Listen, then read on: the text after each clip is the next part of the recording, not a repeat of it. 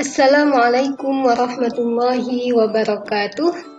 Alhamdulillahi rabbil alamin. Assalatu wassalamu ala asyrafil anbiya'i wal mursalin wa ala alihi wa sahbihi ajma'in, amma ba'd.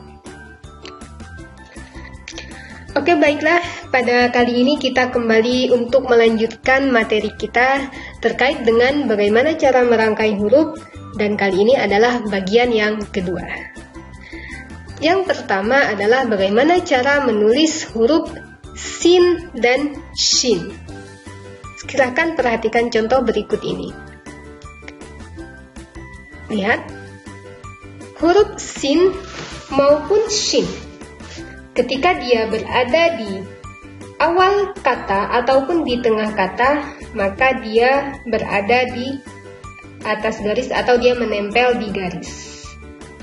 Nah, kemudian ketika dia berada di akhir kata, maka huruf sin kita tulis seperti dia tulis sendiri, dalam artian ada lengkungan terakhir yang dia memanjang ke bawah garis atau ke bawah batas yang seharusnya. Beda dengan ketika dia berada di awal kata ataupun di tengah kata. Jadi lengkungan yang memanjang ke bawah itu kalau dia berada di awal kata atau di tengah kata, jadi dia sama rata.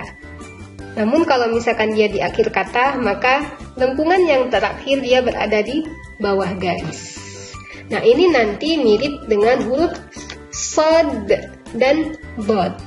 Jadi sama halnya dengan sod dan bod.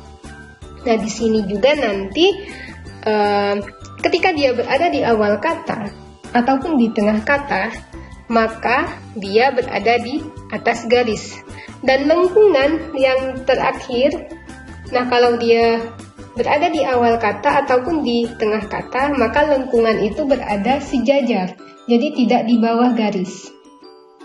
Nah, namun kalau misalkan dia berada di akhir kata, maka lengkungannya itu meluas sampai bawah garis. Ini sama halnya dengan huruf dot. Selanjutnya yaitu huruf to dan zo. Huruf to dan zo kedua-duanya ditulis di atas garis atau menempel di garis. Baik dia berada di awal kata, di tengah kata, ataupun di akhir kata. Nah, jadi ini dibedakan. Dan perlu diingat, huruf to dan zo ketika kita menyambung, jadi dia tidak ada lagi lengkungan tambahan seperti huruf sod. Karena huruf sod itu dia ada lengkungan tambahan yang memang sebenarnya dia memang bagian dari huruf itu, memang bentuk hurufnya seperti itu. Oke, kemudian huruf ain. Huruf ain dan rin. Huruf ain ketika dia ditulis sendiri, maka dia bagian lengkungan yang atas berada di atas garis, kemudian lengkungan yang bawah setengahnya berada di atas garis, dan selanjutnya memanjang di bawah garis. Nah, apabila huruf ain tersebut berada di awal kata, maka dia bentuknya hanya lengkungan atasnya saja. Kemudian kita sambung dengan huruf setelahnya. Begitu juga apabila dia berada di tengah kata, maka bentuknya berbeda. Jadi di sini kita bisa lihat di contoh bentuknya seperti apa ketika dia berada di tengah kata. Nah, kalau dia berada di akhir kata, maka ekornya memanjang ke bawah. Jadi sebagaimana ketika kita menulis huruf ain atau huruf rin, tunggal atau tidak menyambung dengan huruf yang lainnya. Oke, selanjutnya huruf fa dan kof. Huruf fa dan kof, kalau huruf fa ditulis menempel di atas garis, menempel dengan garis atau berada di atas garis. Baik itu dia berada di awal kata, falaisa, atau dia berada di tengah kata, yafi, atau dia berada di akhir kata, amfun. Nah, ini semuanya menempel di atas garis. Berbeda dengan huruf kof, apabila dia sendiri, maka dia ada sedikit lengkungan yang melewati garis. Namun kalau dia berada di awal kata atau di tengah kata, maka dia berada di atas garis. Tapi kalau dia berada di akhir kata, maka dia ada lengkungan yang memanjang atau meluas ke bawah melewati garis. Jadi ini sama dengan huruf nun tadi. Jadi ketika dia di akhir, dia lengkungannya itu memanjang di bawah garis. Nah, ini yang perlu diperhatikan untuk membedakan tulisan kita ketika kita menulis huruf fa atau huruf qaf. Oke, selanjutnya huruf kaf dan lam. Huruf kaf silakan perhatikan ketika dia berada sendiri atau dia berada di akhir kata, jadi bentuknya seperti yang ada di contoh. Namun ketika huruf kaf tersebut berada di awal kata atau di tengah kata, bentuknya berbeda lagi dan biasanya tidak ditambahkan lagi